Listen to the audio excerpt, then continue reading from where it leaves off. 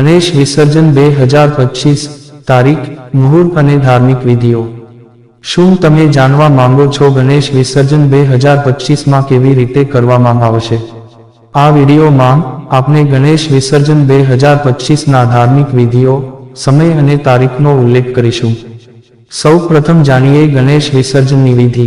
અનંત ચતુર્દશીના દિવસે ગણેશજીની મૂર્તિનું વિસર્જન કરવામાં આવે છે, જેનો અર્થ એ છે કે ગણેશજી હવે પાછા તેમના ધામમાં જઈ રહ્યા છે. પૂજા અને આરતી.